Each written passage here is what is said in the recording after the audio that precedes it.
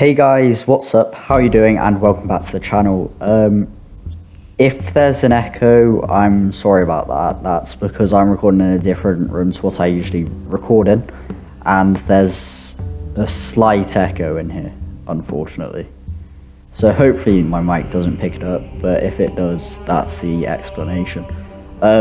So today I am doing another devlog for my game. Of course, you all know it's a side-scroller platformer, shooter, Souls-like combat, blah-de-blah-de-blah. The Souls-like combat isn't currently in the game, and there's a few things that I have lined up for the next week or so that I still want to change.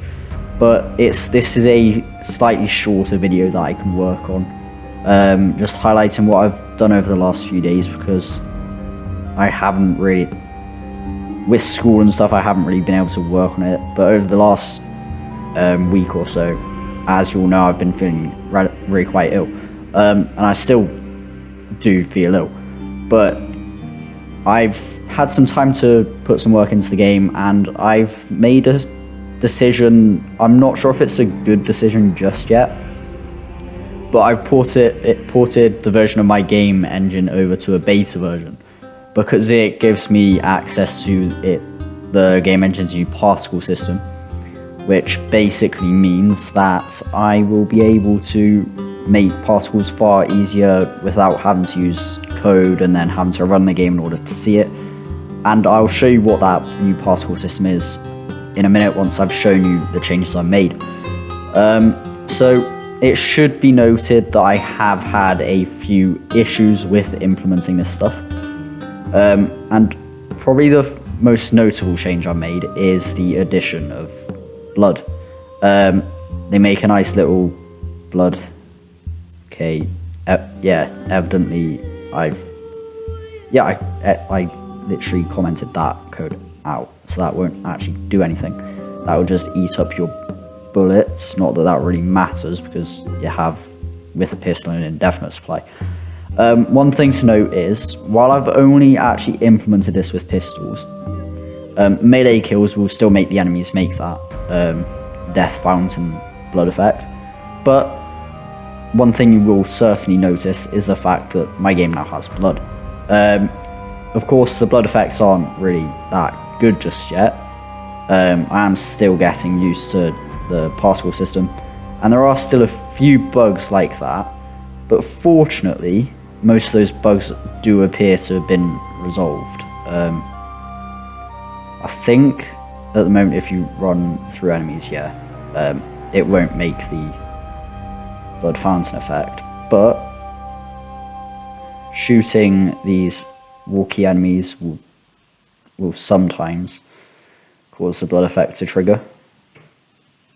For some reason it's not doing it all the time, and that's one of the weirder bugs I've encountered.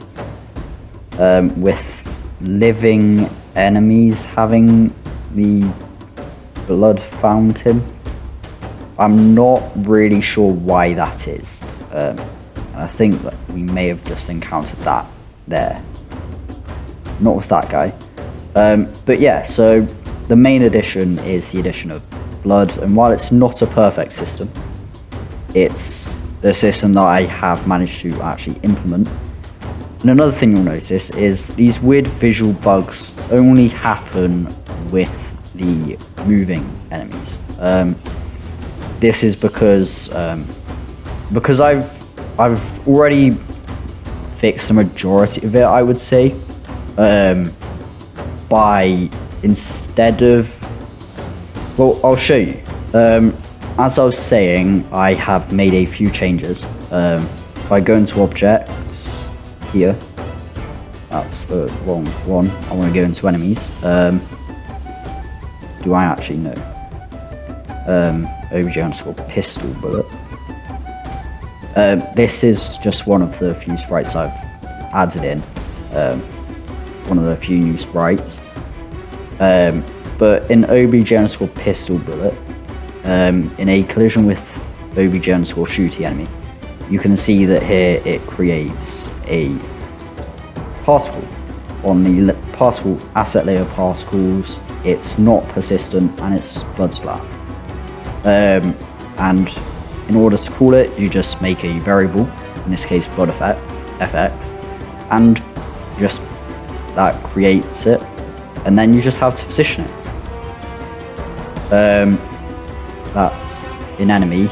I've had to do it slightly different, and I will go into the enemy object now just to show you. I believe it's alarm 2, 3, and 4 I want. So in here we've got part system destroy, just destroys the blood effects, of course. Then here we have got creating blood effect, and here we have got creating the other blood effect. Oh, you know what it might be. We don't want it there, we want it here. And so can't remember if I changed this. I think I did. But yeah, what I did was I made it so alarm 2, I need alarm 2, but I don't actually need alarm 3 and 4, so I will just, no, I want to delete this, don't I? So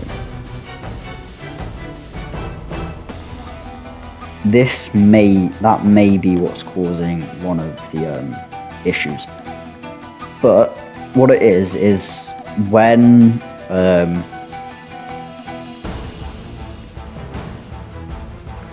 what happens is, oh, that must be what's causing it as well.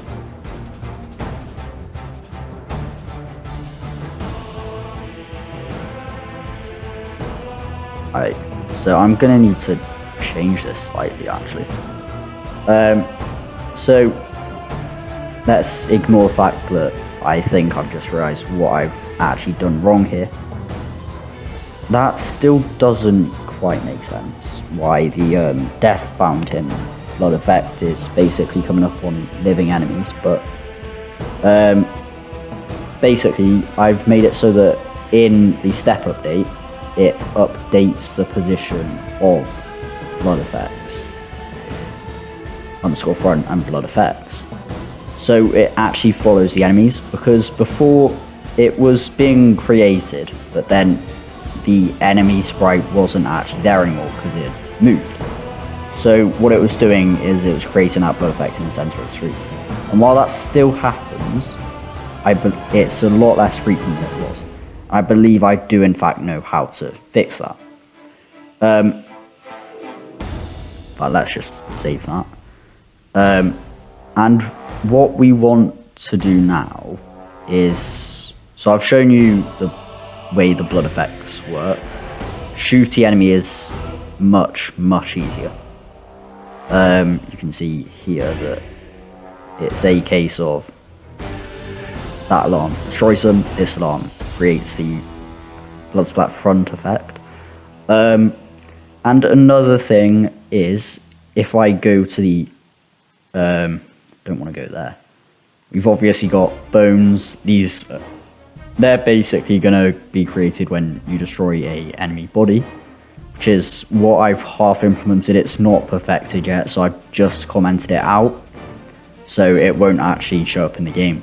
I need to go to game objects and obj_camera, and in that, with the blood, you will also have noticed that I created a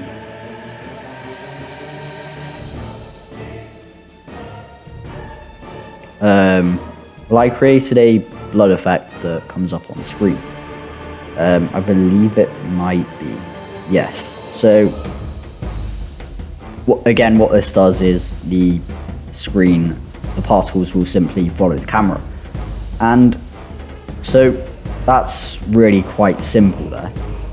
And of course, obj_enemy dead will actually, with the moving enemies, I had a problem where the blood fountain would spawn in the center of the screen. So what caused that is, funnily enough, I go here, I believe it's here.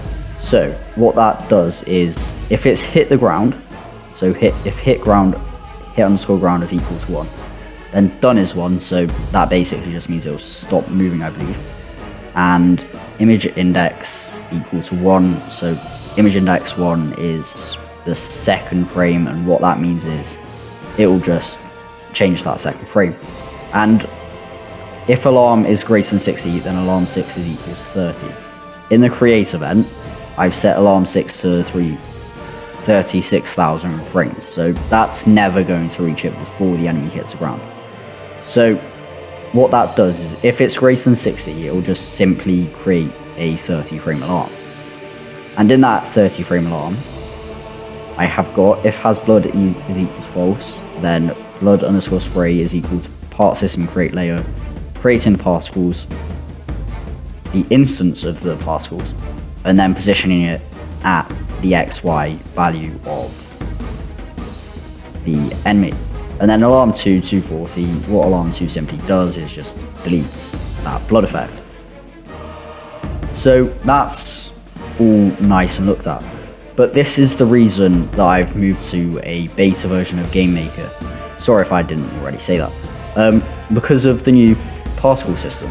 And while it may be a bit more prone to crashing, it is in fact probably a smart choice, because again, it means I can actually look at the particle effects I make in engine and then just modify stats in engine nice and easily. If I open this up, you can see I can basically edit some of the stats for particles. And what this is this is just the back layer of the blood splat effect. And then this one, if it loads,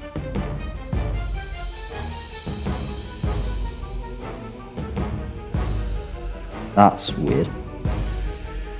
Did I make it so that that's not that? It's not that either. That is very weird.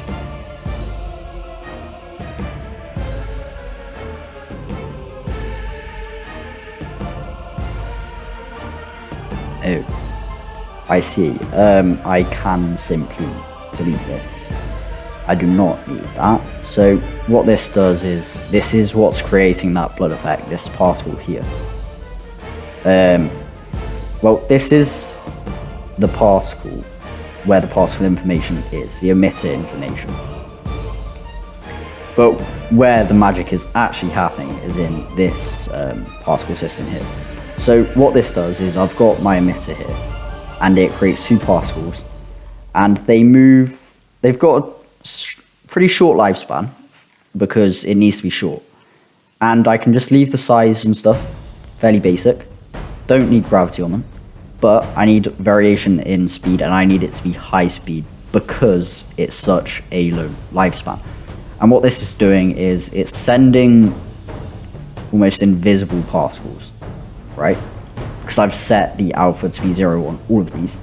Sending invisible particles 360 degrees, two of them, every time this triggers, which is basically whenever an enemy gets hit.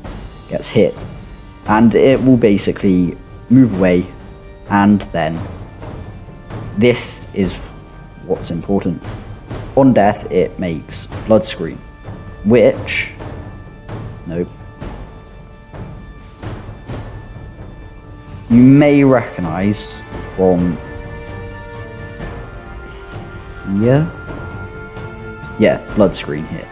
So what that's doing is, when the particles that are moving away from the emitter die, it's basically creating that blood splat effect.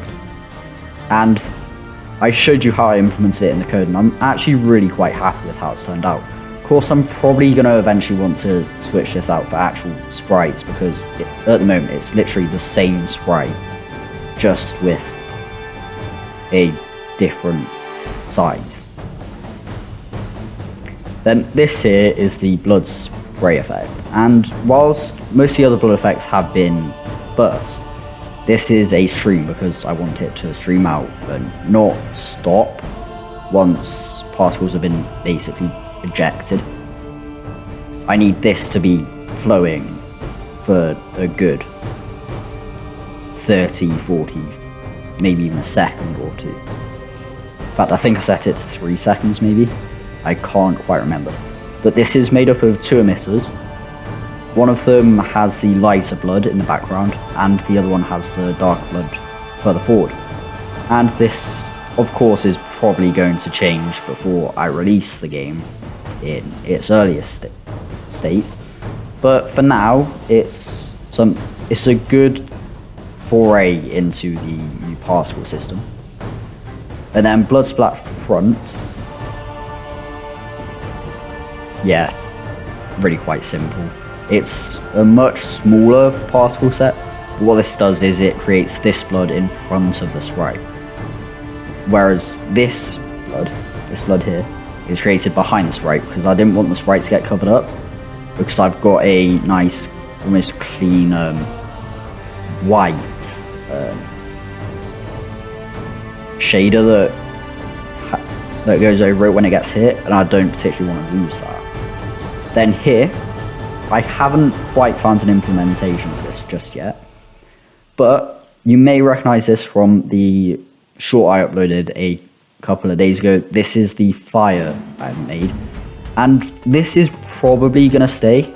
I mean, it's not a bad fire effect. It could probably be better, so I might slightly update it, but it definitely serves its purpose just well enough.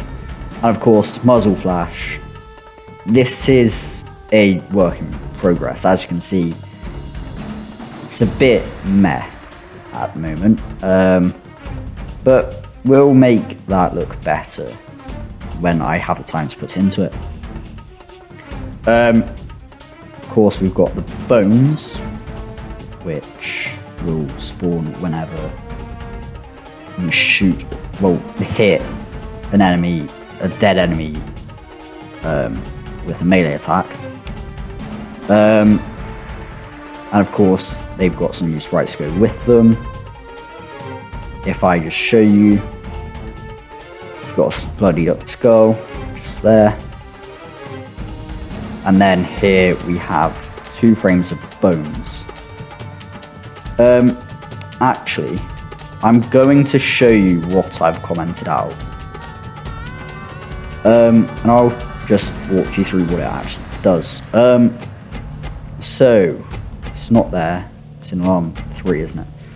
So, here, if hit by bullet, turns into bones and jam. Blood.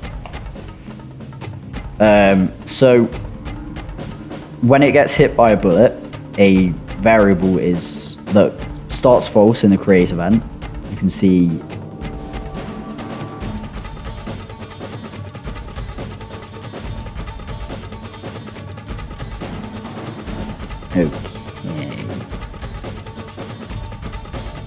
oops.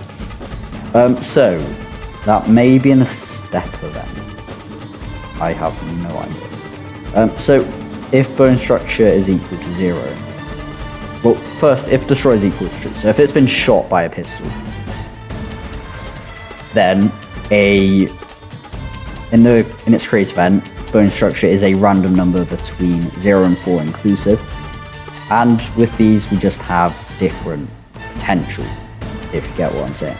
So and then alarm 4 just does something. I think it destroys it, but I couldn't destroy it in this because that broke it for some unknown reason. So what this does is, in here, this is one basically block of information for one of the bones. So bone 1, this is basically the just bone sprite. And it sets the image scale to 0.2, randomizes everything, and the frame is a random integer, 0 or 1. So that means that the frame is either going to be this one or the shorter, fatter bone. Then image index is equal to frame. Image index is just how you set the frame you want, the frame of the animation you want it to be with. And image speed is equal to 0, so that sets the animation speed to 0.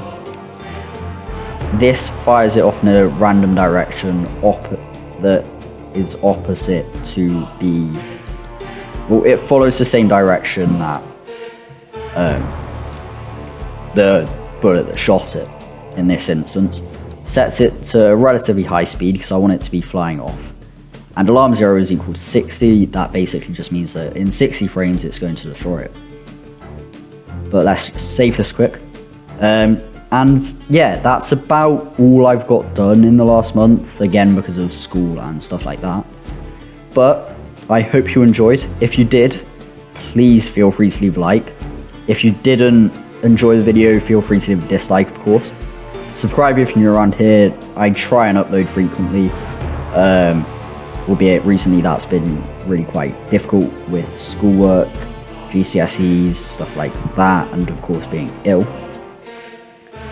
But yeah, thank you very much for watching, and I will see you next time.